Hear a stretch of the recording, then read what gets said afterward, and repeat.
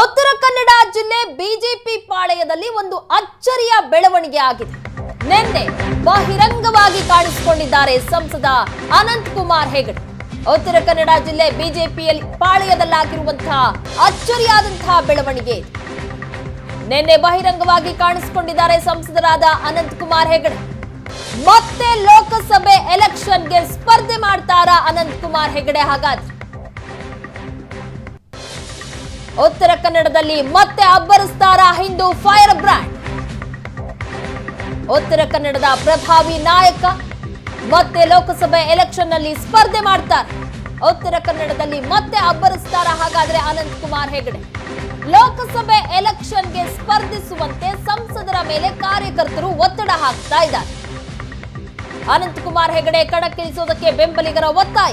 ಶಿರಸಿಯ ಅನಂತ್ ಕುಮಾರ್ ಹೆಗಡೆ ಅವರ ನಿವಾಸದಲ್ಲಿ ಬೆಂಬಲಿಗರು ಸಭೆ ನಡೆಸಿದ್ದಾರೆ. ಸೂಕ್ತ ಸಮಯದಲ್ಲಿ ನಿರ್ಧಾರ ಅಂತ ಅನಂತ್ ಕುಮಾರ್ ಹೆಗಡೆ ಅವರು ಕಾರ್ಯಕರ್ತರಿಗೆ ಹೇಳಿದ್ದಾರೆ. ಭಟ್ಕಳ ಕಾರ್ಯಕರ್ತರ ಜೊತೆ ಲೋಕಸಭೆ ಎಲೆಕ್ಷನ್ ಕುರಿತು ಅನಂತ್ ಕುಮಾರ್ ಹೆಗಡೆ ಚರ್ಚೆ ನಡೆಸಿದ್ದಾರೆ. ನೀವೇ ಸ್ಪರ್ಧಿಸಬೇಕು ಅಂತ ಭಗವಾ ಧ್ವಜ ನೀಡಿದ ಭಟ್ಕಳ ಕಾರ್ಯಕರ್ತರು ನಮಗೋಸ್ಕರ ಸ್ಪರ್ಧೆ ಮಾಡಬೇಕು ಅಂತ ಹಠ ಹಿಡಿದಿದ್ದಾರೆ ಕಾರ್ಯಕರ್ತರು. ಪಕ್ಷದ ವರಿಷ್ಠರ ಭೇಟಿಯಾಗಿ ಚರ್ಚೆ ಮಾಡ್ತೀವಿ ಅಂತ ಕಾರ್ಯಕರ್ತರು ಹೇಳ್ತಾ ಇದ್ದಾರೆ. 2 ಗಂಟೆ ಚರ್ಚೆ ಆಗಿದೆ. ಸ್ಪರ್ಧೆ ಮಾಡುವಂತೆ ಕಾರ್ಯಕರ್ತರು ಪಟ್ಟು ಹಿಡಿದಿದ್ದಾರೆ. ಆ ಸಭೆಯಲ್ಲಿ ಕಾರ್ಯಕರ್ತರನ್ನ ಸಮಾಧಾನ ಮಾಡೋದಕ್ಕೆ ಅನಂತ್ ಕುಮಾರ್ ಹೆಗಡೆ ಅವರು ಹರಸಾಹಸ ಪಡಬೇಕಾಯಿತು. ಸುಮಾರು 2 ಗಂಟೆಗಳ ಕಾಲ ಚರ್ಚೆ ಆಗಿದೆ. ನೀವು ಸ್ಪರ್ಧೆ ಮಾಡಬೇಕು ಅಂತ ಹಠಕ್ಕೆ ಬಿದ್ದಿದ್ದಾರೆ ಕಾರ್ಯಕರ್ತರು. ಭಗವಾ ಧ್ವಜ ಒಪ್ಪಿಸಿಕೊಳ್ಳೋ ಮೂಲಕ ಸ್ಪರ್ಧಿಸೋ ಸೂಚನೆಯನ್ನ ಕೊಟ್ರ ಹಾಗಾದ್ರೆ ಸಂಸದರು.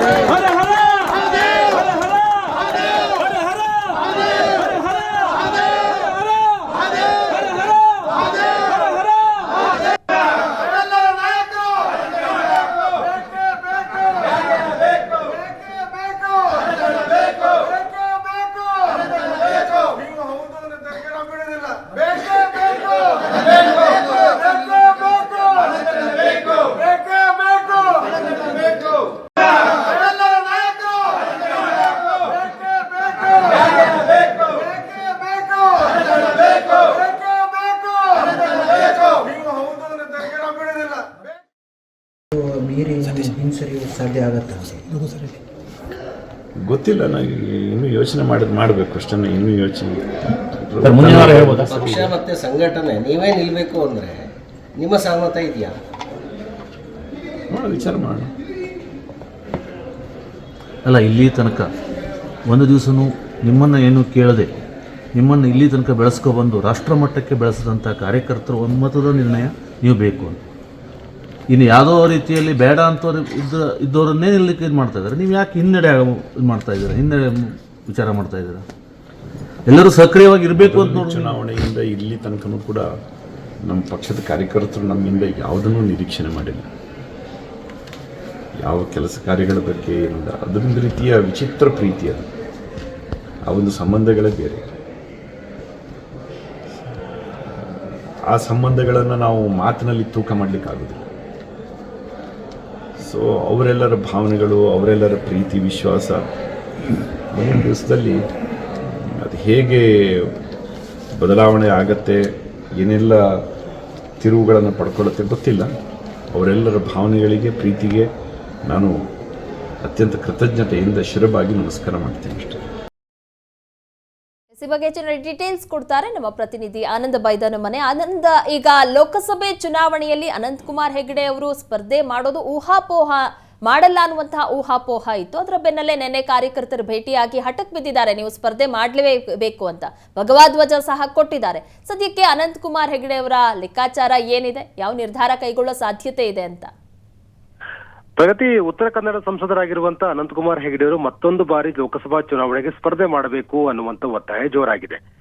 ಈ ಕಾರಣಕ್ಕಾಗಿಯೇ ಭಟ್ಕಳದ ಬಿಜೆಪಿಯ ಕಾರ್ಯಕರ್ತರು, ಅದರಲ್ಲೂ ಮುಖ್ಯವಾಗಿ ಹಿಂದೂ ಕಾರ್ಯಕರ್ತರು, ಹಿಂದೂ ಸಂಘಟನೆ ಕಾರ್ಯಕರ್ತರು, ಹಿಂದೂ ಜಾಗರಣ ವೇದಿಕೆಯ ಮೂಲಕ ರಾಜಕಾರಣದಲ್ಲಿ ಗುರುತಿಸಿಕೊಂಡಿರ್ತಕ್ಕಂಥ ಬಿಜೆಪಿ ಕಾರ್ಯಕರ್ತರು ನಿನ್ನೆ ಅನಂತಕುಮಾರ್ ಹೆಗಡೆ ಅವರನ್ನ ಭೇಟಿ ಮಾಡಿದ್ರು. ಸಿರ್ಸಿಯ ನಿವಾಸದಲ್ಲಿ ನಡೆದಂತ ಸುಮಾರು 2 ತಾಸುಗಳ ಚರ್ಚೆಯಲ್ಲಿ ಒತ್ತಾಯ ಪೂರ್ವಕವಾಗಿ ಅನಂತಕುಮಾರ್ ಹೆಗಡೆ ಅವರು ಸ್ಪರ್ಧೆ ಮಾಡಲೇಬೇಕು ಅಂತ ಹೇಳಿ ಕಾರ್ಯಕರ್ತರೆಲ್ಲರೂ ಕೂಡ ಒತ್ತಾಯ ಮಾಡಿದ್ದಾರೆ. ಭಟ್ಕಳದಿಂದ ಬಂದಂತ ಕಾರ್ಯಕರ್ತರ ಒತ್ತಾಯಕ್ಕೆ ಪೂರಕವಾಗಿ ನಡೆದಂತ ಈ ಚರ್ಚೆಯ ಸಂದರ್ಭದಲ್ಲಿ ಸುದೀರ್ಘವಾಗಿ ಲೋಕಸಭಾ ಚುನಾವಣೆಗೆ ಸ್ಪರ್ಧೆ ಮಾಡೋದ್ರ ಸಾಧಕ ಬಾಧಕ ಬಗ್ಗೆ ಸಮಾಲೋಚನೆ ಆಯಿತು. ಅಂತಿಮವಾಗಿ ಅನಂತಕುಮಾರ್ ಹೆಗಡೆ ಅವರಿಗೆ ಬಹಳ ದೊಡ್ಡ ಮಟ್ಟದಲ್ಲಿ ಒತ್ತಾಯ ಹಾಕದಂತ ಏನು ಭಟ್ಕಳದ ಕಾರ್ಯಕರ್ತರು, ನೀವು ಈ ಬಾರಿ ಚುನಾವಣೆ ಸ್ಪರ್ಧೆ ಮಾಡಬೇಕು, ಭಟ್ಕಳದ ಹಿಂದೂ ಕಾರ್ಯಕರ್ತರು ಉಳಿಯಬೇಕು, ನಮಗೋಸ್ಕರ ನೀವು ಸ್ಪರ್ಧೆ ಮಾಡಲೇಬೇಕು ಅಂತ ಒತ್ತಾಯವನ್ನು ಮಾಡಿದ್ರು. ನೀವು ಚುನಾವಣೆಗೆ ಸ್ಪರ್ಧೆ ಮಾಡ್ತೇವೆ ಅಂತ ಹೇಳಿ ನಮಗೆ ಭಗವಧ್ವಜವನ್ನು ಕೊಡಬೇಕು ಅಂತ ಹೇಳಿ ಆಗ್ರಹ ಪೂರ್ವಕವಾಗಿ ಎಲ್ಲ ಕಾರ್ಯಕರ್ತರು ಕೂಡ ಒತ್ತಾಯ ಮಾಡಿದ್ರು. ಅಂತಿಮವಾಗಿ ಅನಂತಕುಮಾರ್ ಹೆಗಡೆ ಅವರು ಭಗವಧ್ವಜವನ್ನ ಕಾರ್ಯಕರ್ತರಿಗೆ ಕೊಟ್ಟಿದ್ದಾರೆ. ಹಾಗಾದ್ರೆ ಯಾಕೆ ಭಗವಧ್ವಜವನ್ನ ಇವರು ಕಾರ್ಯಕರ್ತರಿಗೆ ವಾಪಸ್ ಕೊಟ್ರು, ಯಾಕೆ ಸಹಿಯನ್ನು ಹಂಚಲಾಯಿತು, ಇವೆಲ್ಲವೂ ಕೂಡ ಸಹಜವಾಗಿ ಈಗ ಚರ್ಚೆಗೆ ಕಾರಣ ಆಗಿದೆ. ಲೋಕಸಭಾ ಚುನಾವಣೆಗೆ ಮತ್ತೊಮ್ಮೆ ಸ್ಪರ್ಧೆ ಮಾಡಬೇಕು ಅಂತಕ್ಕಂತ ಒತ್ತಾಯವನ್ನ ಬಹುತೇಕ ಎಲ್ಲ ಬಿಜೆಪಿ ಕಾರ್ಯಕರ್ತರು ಅನಂತಕುಮಾರ್ ಹೆಗಡೆ ಮೇಲೆ ಹಾಕ್ತಾ ಇದ್ದಾರೆ. ಈ ಹಿನ್ನೆಲೆಯಲ್ಲಿ ಬೇರೆ ಬೇರೆ ಭಾಗದ ಎಲ್ಲ ಕಾರ್ಯಕರ್ತರು ಮುಖಂಡರು ಅವರನ್ನ ಭೇಟಿ ಮಾಡಿ ಮಾತುಕತೆ ನಡೆಸ್ತಾ ಇದ್ದಾರೆ. ಆದರೆ 1992-93 ಅವಧಿಯಲ್ಲಿ ಹಿಂದೂ ಜಾಗರಣ ವೇದಿಕೆಯ ಮೂಲಕ ಅತ್ಯಂತ ಸಕ್ರಿಯವಾಗಿ ಭಟ್ಕಳದಲ್ಲಿ ಹೋರಾಟಗಳನ್ನು ಮಾಡ್ಕೊಂಡು ಬಂದಂತ ಅನಂತಕುಮಾರ್ ರಾಜಕಾರಣದಲ್ಲಿ ಹೆಜ್ಜೆ ಹಾಕ್ಲಿಕ್ಕೆ ಅನುಕೂಲ ಆಯಿತು. ಹಾಗಾಗಿ ಬಿಜೆಪಿ ಅವರನ್ನ ಮೊದಲ ಬಾರಿಗೆ ಹಿಂದೂ ಜಾಗರಣ ವೇದಿಕೆಯ ಕಾರ್ಯಕರ್ತರಾಗಿದ್ದಂತ ಅನಂತಕುಮಾರ್ ಹೆಗಡೆಯನ್ನ ಭಟ್ಕಳದಲ್ಲಿ ಹೋರಾಟ ಮಾಡ್ಕೊಂಡಿದ್ದಂತ ಮತ್ತು ಸಿರ್ಸಿಯಲ್ಲಿ ಹೋರಾಟ ಮಾಡ್ಕೊಂಡಿದ್ದಂತ ಅನಂತಕುಮಾರ್ ಹೆಗಡೆಯನ್ನ ಲೋಕಸಭಾ ಚುನಾವಣೆಗೆ ಸ್ಪರ್ಧೆ ಮಾಡುವಂತೆ ಮಾಡಿತ್ತು. ಹಾಗಾಗಿ ಭಟ್ಕಳದ ಕಾರ್ಯಕರ್ತರ ಜೊತೆ ಅತ್ಯಂತ ಅವಿನಾಭಾವ ಸಂಬಂಧ ಹೊಂದಿರತಕ್ಕಂತ ಮತ್ತು ಉತ್ತಮ ಆತ್ಮೀಯತೆಯನ್ನು ಹೊಂದಿರತಕ್ಕಂತ ಎಲ್ಲ ಮುಖಂಡರು ತಮ್ಮನ್ನ ಭೇಟಿ ಮಾಡಿದಾಗ ರಾಜಕಾರಣದ ಬಗ್ಗೆ ಸುದೀರ್ಘವಾಗಿ 2 ತಾಸುಗಳ ಕಾಲ ಚರ್ಚೆಯನ್ನು ಮಾಡ್ತಾರೆ. ಆದರೆ ಲೋಕಸಭಾ ಚುನಾವಣೆಗೆ ಸಂಬಂಧಪಟ್ಟಾಗೆ ಸ್ಪರ್ಧೆಗೆ ಸಂಬಂಧಪಟ್ಟಾಗೆ ಸೂಕ್ತ ಸಮಯದಲ್ಲಿ ಸೂಕ್ತ ನಿರ್ಧಾರ ಮಾಡ್ತೇವೆ ಅನ್ನುವ ರೀತಿಯ ಹೇಳಿಕೆಯನ್ನು ಕೊಡುವುದರ ಮೂಲಕ ಕಾರ್ಯಕರ್ತರು ಸಮಾಧಾನ ಮಾಡಿದ್ದಾರೆ. ಈ ಒಂದು ಭೇಟಿ ಕಾರ್ಯಕರ್ತರಿಗೆ ಸಮಾಧಾನ ಆಗಿದೆ. ಕಾರ್ಯಕರ್ತರು ವಲಯದಿಂದ ಬಂದಿರುವಂತಹ ಮಾಹಿತಿಯ ಪ್ರಕಾರ ಲೋಕಸಭಾ ಚುನಾವಣೆಗೆ ಮತ್ತೆ ಅನಂತಕುಮಾರ್ ಸ್ಪರ್ಧೆ ಮಾಡ್ತಾ ಇರತಕ್ಕ ಅಭಿಪ್ರಾಯವನ್ನ ಎಲ್ಲಾ ಕಾರ್ಯಕರ್ತರು ವ್ಯಕ್ತಪಡಿಸ್ತಾ ಇದ್ದಾರೆ. ಮತ್ತು ಭಗವಧ್ವಜವನ್ನ ಈಗಾಗಲೇ ಕಾರ್ಯಕರ್ತರಿಗೆ ಅವರು ಹಸ್ತಾಂತರವನ್ನ ಮಾಡಿದ್ದಾರೆ. ಈ ಸಂದರ್ಭದಲ್ಲಿ ಘೋಷಣೆಗಳನ್ನು ಹಾಕಿ ಬಿಜೆಪಿ ಕಾರ್ಯಕರ್ತರು ಸಂಭ್ರಮದಿಂದ ಆ ಒಂದು ಸನ್ನಿವೇಶಕ್ಕೆ ಸಾಕ್ಷಿಯಾಗಿದ್ದಾರೆ. ಇವೆಲ್ಲವನ್ನೂ ಕೂಡ ಗಮನಿಸ್ತಾ ಇದ್ದಾರೆ. ಮತ್ತೊಂದು ಬಾರಿ ಏನಾದ್ರೂ ಕೂಡ ಅನಂತಕುಮಾರ್ ಹೆಗಡೆ ಸ್ಪರ್ಧೆ ಮಾಡ್ಲಿಕ್ಕೆ ಈಗಾಗಲೇ ಗ್ರೀನ್ ಸಿಗ್ನಲ್ ಕೊಟ್ರ ಅಂತಕ್ಕಂಥ ಚರ್ಚೆಗಳು ಈಗ ಸಹಜವಾಗಿ ಇಡೀ ಉತ್ತರ ಕನ್ನಡ ಜಿಲ್ಲೆಯಲ್ಲಿ ಚರ್ಚೆ ಆಗ್ತಾ ಇರುವಂತದ್ದು. ಮುಖ್ಯವಾಗಿ ಅನಂತಕುಮಾರ್ ಹೆಗಡೆ ಅವರ ಸ್ಪರ್ಧೆಯ ಮೂಲಕ ಕ್ಷೇತ್ರವನ್ನ ಗೆಲ್ಲಬಹುದು ಅಂತಕ್ಕಂಥ ಒಂದು ಲೆಕ್ಕಾಚಾರವೂ ಕೂಡ ಈಗಾಗಲೇ ಬಿಜೆಪಿ ನಾಯಕರಲ್ಲಿ ಇದೆ.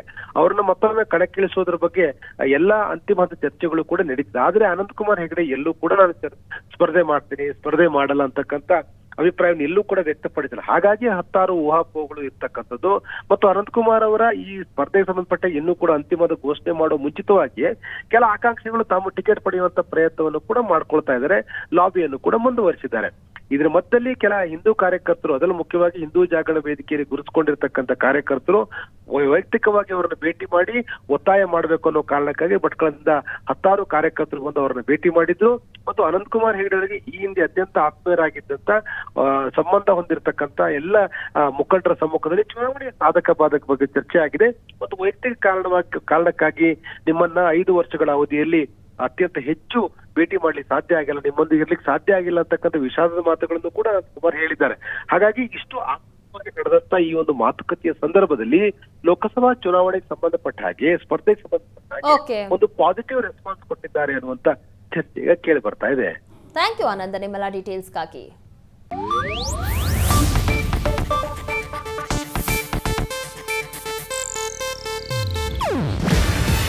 ಇದು ಏಷ್ಯಾನೆಟ್ ನ್ಯೂಸ್ ನೆಟ್ವರ್ಕ್ ಪ್ರಸ್ತುತಿ. ನೀವು ನೋಡ್ತಿದ್ದೀರಾ ಏಷ್ಯಾನೆಟ್ ಸುವರ್ಣ ನ್ಯೂಸ್.